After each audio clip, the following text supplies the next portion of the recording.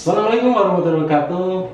Perempuan ini cenderung kalem, halus bicaranya, tapi kalau sudah membahas tentang isu disabilitas, dia tidak akan pernah peduli siapa lawan bicaranya, termasuk suaminya yang aktivis difabel dan juga pernah menjadi caleg dari difabel.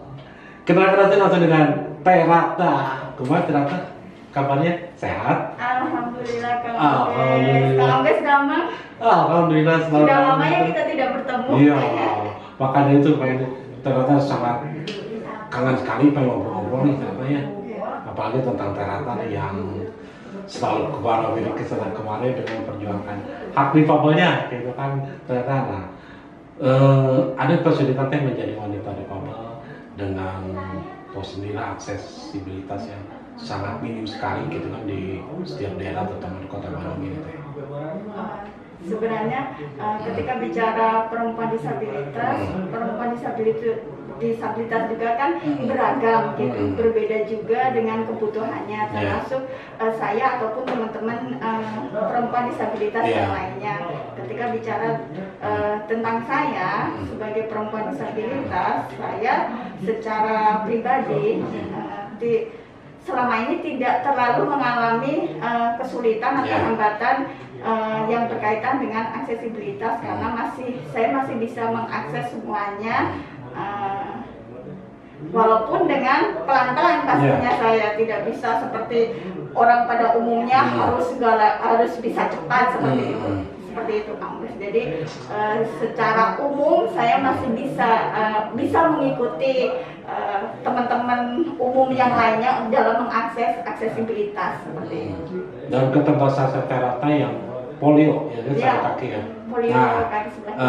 Apa sih yang membuat Teh Ratna bergerak untuk ikut memperjuangkan hak isu disabilitas atau difabel? Padahal kan cuma capek doang itu ya. Jarang sekali kita mendapat ya sesuatu ya. Mungkin dari ongkos aja agak sulit katanya. Gitu kan. Nah, terus apa sih yang mendorong Teh Ratna gitu kan untuk ikut terus semangat memperjuangkan hak difabel? Kalau saya berangkat dari tahun 2010 ketika saya mencari-cari di Google apa itu disabilitas.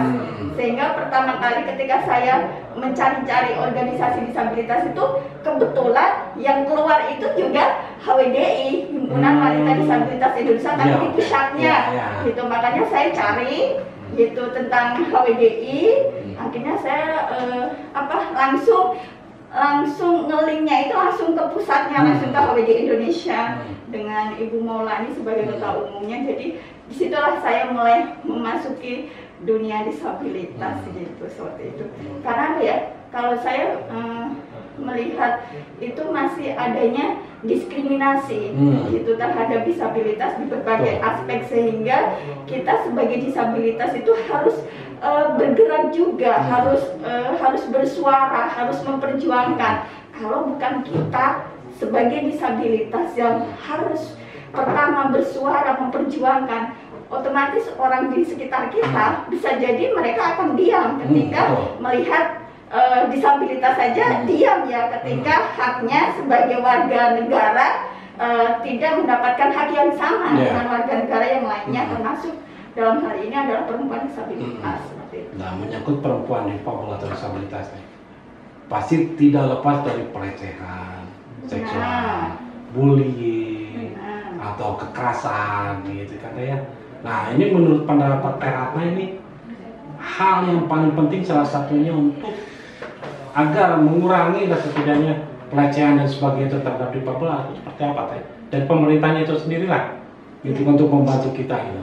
Ya, karena perempuan disabilitas itu adalah mengalami diskriminasi ganda. Dia sebagai perempuan dan dia sebagai disabilitas. Sehingga ketika bicara tentang perempuan disabilitas itu memang dia dengan perempuan aja sudah, sesama perempuan aja dia sudah mengalami diskriminasi dalam berbagai hal lah. Ketika ketika kita melamar pekerjaan, ada 2 orang perempuan umum sama perempuan disabilitas, pasti yang akan pertama diberi kesempatan adalah perempuan yang umum, bukan perempuan disabilitas, karena orang melihat dia sebagai disabilitas, bukan dia sebagai seorang yang memiliki kemampuan, memiliki kualitas sebagai seorang pribadi perempuannya seperti itu. Pasti perempuan disabilitas rentan mengalami pelecehan, diskriminasi, termasuk pelecehan atau bullying dan sebagainya. Itu memang mereka sebagai perempuan disabilitas lebih rentan 2 kali mengalami pelecehan dibandingkan dengan perempuan umum seperti itu. Kalau untuk bagaimana kita sebagai perempuan disabilitas ketika menghadapi pelecehan atau bullying, itu karena apa? Yang pertama itu kita harus berani bersuara. Karena benar harus berani bersuara, harus berani bicara ketika kita mengalami sesuatu hal yang tidak baik atau pelecehan, bullying dan sebagainya. Kita harus berani mengungkapkan masalah apa yang kita hadapi, karena selama ini banyak sekali permasalahan pelecehan dan sebagainya itu tidak terkuat di permukaan. Itu karena apa?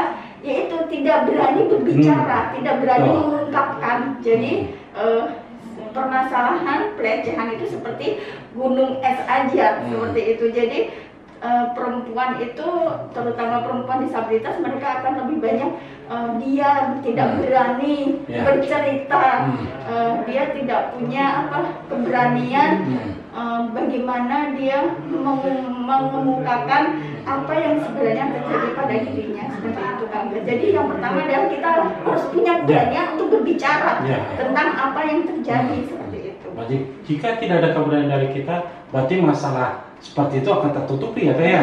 Tidak akan dipublish gitu kan?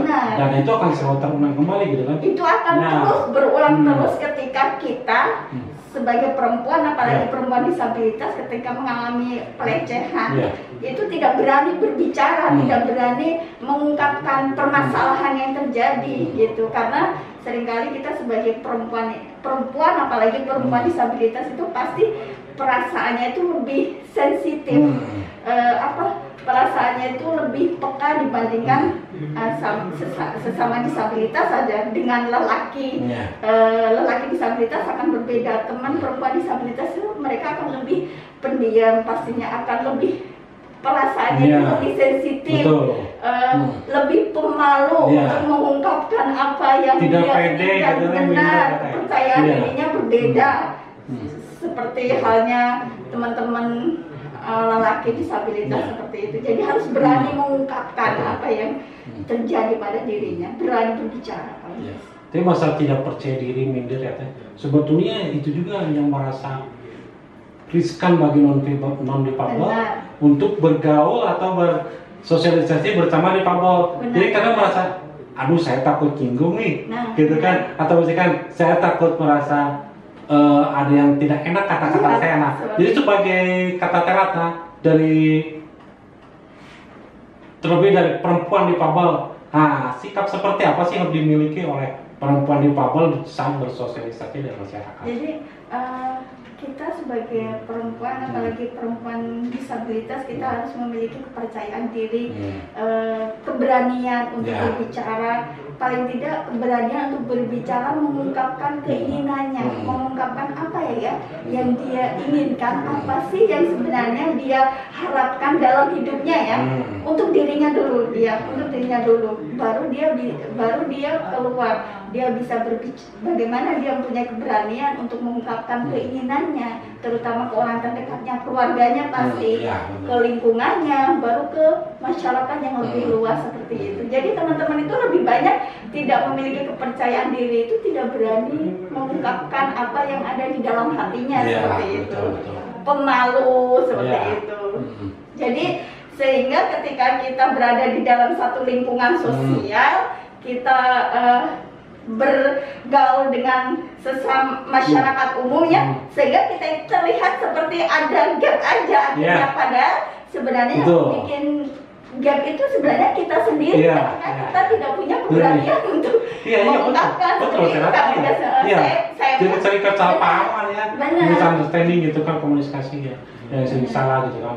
Nah, kalau menurut Terata, jadi harus bukan perlakuan, sikap dari difabel sendiri harus seperti apa? Emang harus supel, benar-benar supel gitu kan, dan menumbuhkan percaya diri itu seperti apa? Ya seperti tahu kan, kalau difabel tadi aja, ratanya sekarang ngobrolnya bergebu-gebu.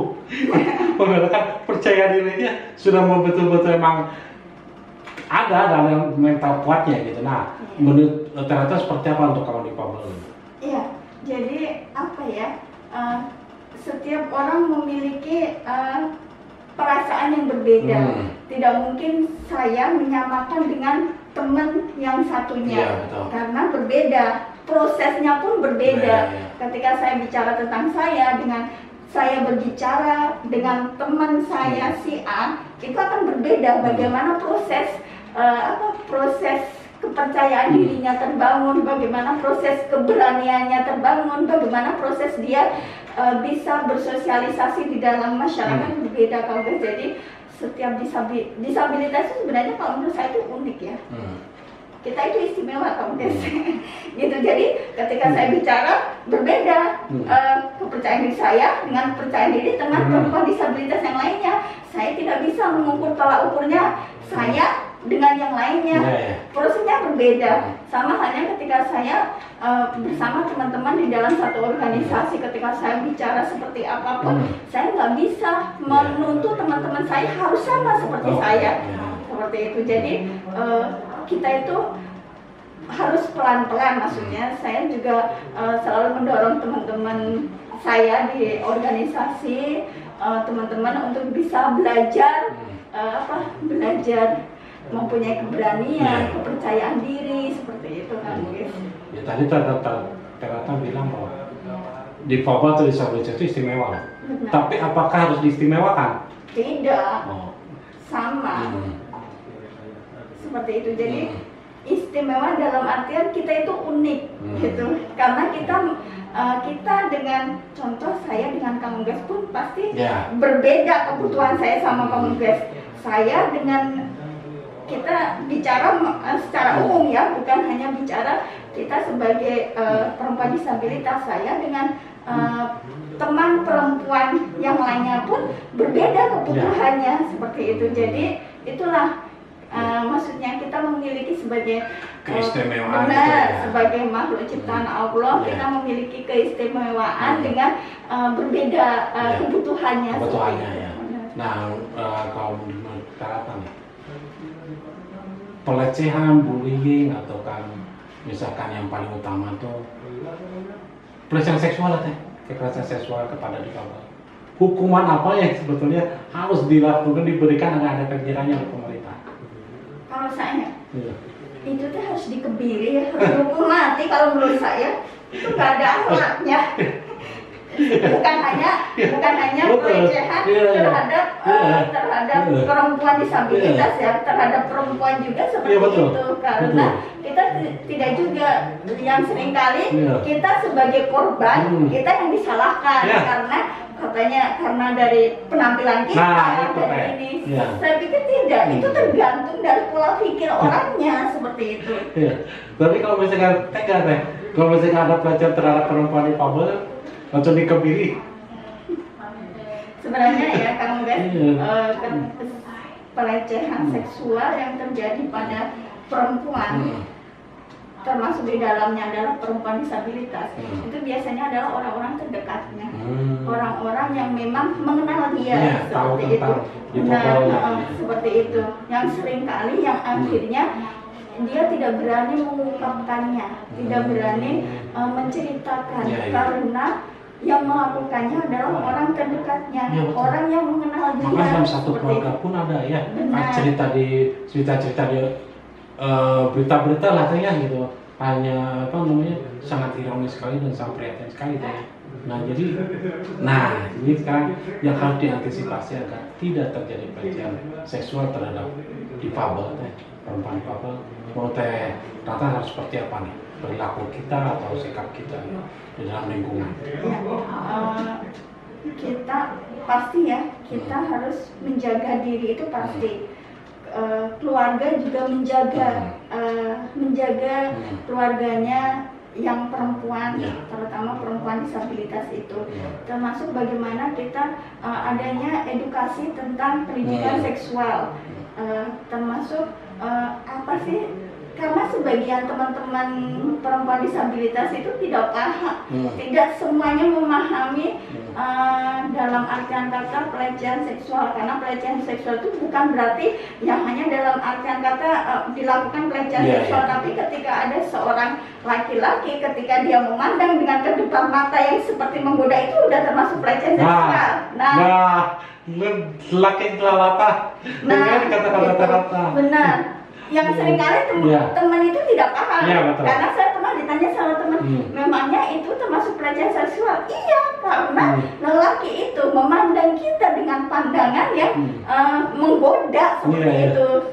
Seakan bagaimana sih pandangan dia? Kalau saya saya pasti langsung marah seperti itu. Dan sebatas apa gitu atau sebesar apa ketika sikap atau ucap kita dikatakan sudah memberikan pelecehan seksual? Ketika dia kata-katanya itu seperti kata-kata yang merayu, seperti itu, seperti merayu, mengajak, seperti itu, yang mungkin menurut kita sebagian perempuan yang tidak tahu bahwa kata-kata itu sudah mengindikasi bahwa kata-kata itu sudah pada kata-kata yang pelecehan terhadap kita sebagai perempuan. Nah, itu yang sebagian teman-teman perempuan disabilitas tidak semuanya memahami bahwa termasuk ketika ada seorang laki-laki yang bicaranya sudah merayu atau bicaranya sudah mengindikasi untuk bagaimana menggoda dia ataupun pandangan-pandangan dia seperti apa, itu sebenarnya udah termasuk pelecehan. Nah, sebagian teman tidak memahami bahwa itu sudah termasuk pelecehan gitu. Itu sudah menjadi kita sebagai perempuan harus kita punya hak untuk melindungi diri kita gitu dari itu orang-orang yang tidak ada akhlaknya itu. Nah, di setiap ada perempuan difabel yang mengalami pelecehan, menurut kata yang paling utama kita harus melapor ke siapa dulu gitu ya. Kadang-kadang kan saya malu gitu kan untuk mengungkapkannya gitu kan, untuk bilangnya, tapi dia pengen banget gitu untuk bilang bahwa supaya tidak ada lagi terjadi pelecehan gitu. Tapi biasanya suka bingung kan teh, kita harus lapor kemana, langsung ke polisi atau misalnya ke teman terdekat dulu atau ke siapa teh? Yang paling menurut kata yang paling nyaman untuk mereka. Yang paling nyaman untuk mereka adalah orang terdekatnya, orang yang dipercaya oleh dia. Nanti dia bisa, orang yang paling terdekat dia, yang menurut dia saya nyaman bicara dengan dia pasti bisa mengungkapkan, bercerita apa yang terjadi pada dirinya. Nanti setelah itu baru berproses gitu. Kalau itu yang terjadi sama teman perempuan disabilitas, pastinya nanti kita bantu untuk pendampingan bagaimana sampai proses hukumnya gitu. Kalau itu perempuan disabilitas fisik atau daksa, itu akan lebih baik yang mendampingi adalah sama teman perempuan disabilitas fisik atau daksa, karena mereka memiliki kesamaan sehingga kesamaan itulah ya Kang guys yang mereka berani lebih nyaman berbicara gitu, mengungkapkan apa yang terjadi ke teman netra sama teman netra gitu. Dengan persamaan itulah yang mungkin membuat mereka akan lebih bisa mengungkapkan perasaannya, apa yang terjadi seperti itu. Termasuk teman tuli ke teman tuli juga seperti itu. Nah, sekarang dari pekerjaan Ratna ya.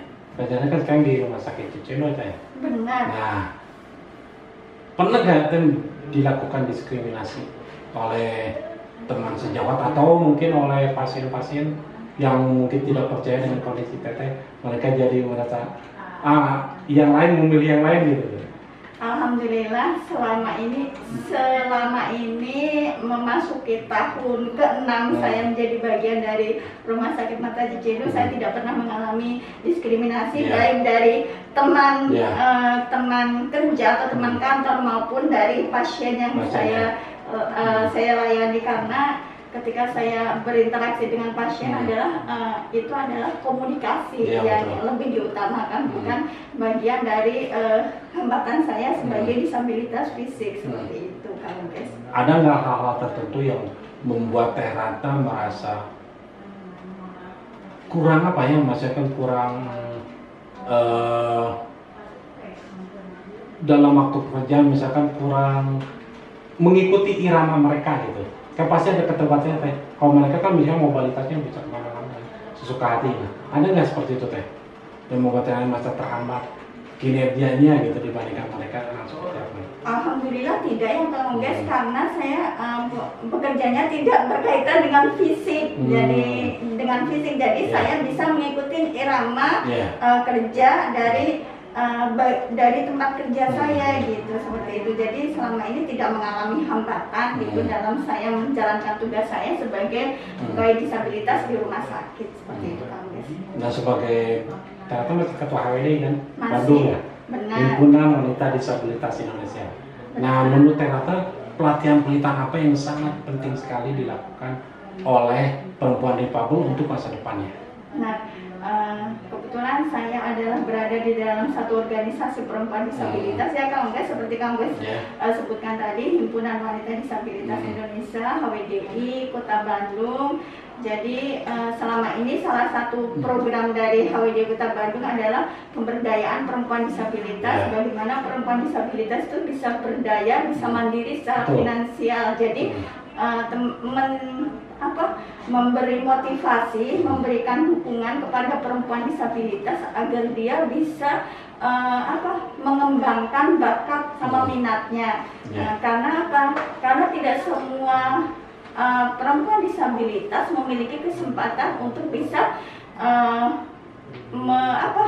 melanjutkan pendidikan yang tinggi, sehingga dia memiliki kesempatan bekerja di dunia kerja. Jadi bagaimana kita sebagai orang yang berada di dalam organisasi itu mensupport teman-teman, mendukung agar teman-teman yang tidak memiliki kesempatan untuk masuk ke dunia kerja, dia bisa mandiri secara finansial dengan dia mengembangkan bakat yang dia miliki, seperti itu.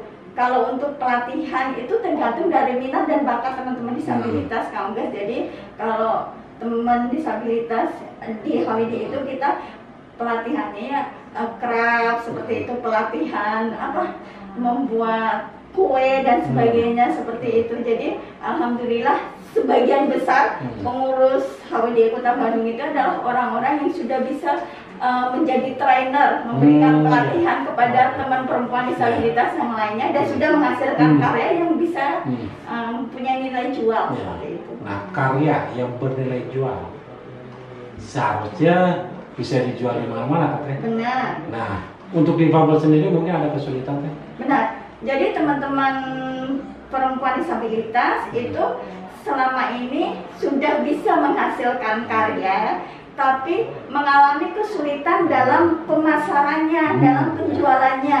Jadi marketing mereka masih segmented, masih sekitaran teman-teman disabilitas juga, atau sekitaran orang di dekatnya, kemudian jadi mereka itu masih kesulitan dalam pemasarannya, gitu, seperti itu. Jadi kendalanya yaitu mereka mengalami kesulitan di dalam memasarkannya, produknya, bagaimana mereka menjual produk-produknya. Jadi masih sekitaran lingkungan disabilitas sama lingkungan di sekitar dia aja yang membeli. Jadi kalau misalkan ada pameran pun ya di pameran tentang difabel atau disabilitas gitu ya. Jadi kita kesulitan untuk bersaing dengan produk-produk yang UMKM bukan karena kualitas, tapi emang kesulitan kita dari mungkin dana, anggaran yang terbatas ya Teh. Benar. Dan menurut Ternyata itu yang paling baik pemerintah memberikan peran atau dukungan yang maksimal mungkin seperti apa Teh untuk menjadi mungkin distributor atau apapun itu ya, yang bisa menjadi jembatan untuk menjual karya-karya difabel gitu. Apa Ternyata seperti apa untuk pemerintah? Pendampingan dari mulai di asesmen, dari mulai dia apa sih keahlian dia, keterampilan dia itu dalam bidang apa, sampai dia diberi modal. Setelah diberi modal, dibantu bagaimana dia menghasilkan produk yang bisa menjadi nilai jual, bisa menghasilkan nilai rupiah. Nah, dibantu dalam hal pemasarannya. Ketika dia sudah memiliki pasar, baru dia dilepas. Karena teman disabilitas selama ini tidak seperti itu. Maksudnya mungkin bisa jadi ada yang hanya sekedar mengasih modal, tapi dia tidak sampai bagaimana teman disabilitas sampai benar-benar dia memiliki usaha sehingga usahanya itu sudah kuat. Harapan saya ketika dia dilepas sampai dia memiliki pasar, dia gantian bisa memberi pelatihan, memberi pendampingan ke teman disabilitas yang lainnya seperti itu. Selama ini tidak gitu. Jadi pemerintah hanya kadang memberikan pelatihan aja sudah selesai. Gitu. Iya, jadi kasihan kan orang yang mempunyai potensi gitu kan, dengan karya-karya yang luar biasa. Ini harus diapakan jualan kita, dagangan kita gitu kan. Kalau tidak ada campur dari pemerintah kayak sulit beratnya. Karena kan pemerintah yang mempunyai kebijakan apapun itu ya, dari bidang misalkan dari pemasarannya itu akan ada kekuatannya lebih dari pemerintah. Kalau menurut ternyata mungkin ya dari pemerintah ternyata perlu nggak ada suatu kawasan atau daerah yang menjual produk khusus difabel? Kalau kawasan khusus saya rasa jangan ya, tapi kita menjadi satu inklusi aja. Jadi produk kita, produk difabel bisa bersaing dengan UMKM atau produk orang umum, sehingga kita itu ada bersaing secara profesional sebagai yang di dunia UMKM gitu yang guys. Jadi kalau kita khusus nanti kita akan eksklusif, bukan inklusi lagi seperti itu. Betul. Dan mungkin yang belum tahu di masyarakat bahwa perjuangan kita lebih dari perjuangan mereka yang harus melalui hambatan berpuluh-puluh kali lipat, benar nggak? Benar. Termasuk bagaimana sih kita mau keluar rumah aja ya kalau disabilitas kita membutuhkan semangat dulu. Dari semangat untuk bisa ikut kegiatan di luar aja kita semangat dulu. Memberi semangat pada diri kita dulu. Terus kita mau keluar terhambat lagi, bagaimana transportasi tidak akses, kita harus mengeluarkan uang lebih untuk kita menuju tempat lokasi acara. Ya kalau pada saat itu kita punya uang, kalau tidak bagaimana? Coba, itu kan salah satu permasalahan yang banyak terjadi itu permasalahan di diri kita di Papua. Belum lagi ketika kita mampu seperti itu, stigma yang sangat menghalangi kita, menghambat kita gitu kan. Jadi proses kita untuk bisa kita keluar rumah aja itu panjang. Pada saat kita sudah berada di luar rumah, orang masih menilai kita masih sebagai disabilitas, bukan menilai bagaimana proses perjuangan kita bisa kita keluar rumah seperti itu. Mungkin saya rasa sih mereka yang non difabel, kalau hanya bicara tentang stigma, saya yakin mereka ketika difabel belum tentu kita bisa seperti kita. Bisa melakukan seperti kita ya. Iya betul kan. Mereka hanya bisa menilai dari stigma gitu kan. Yang mudah-mudahan kedepannya kita bisa mengatur juga dengan karya kita. Terlebih bagaimana masyarakat menerima kita apa adanya, gitu kan.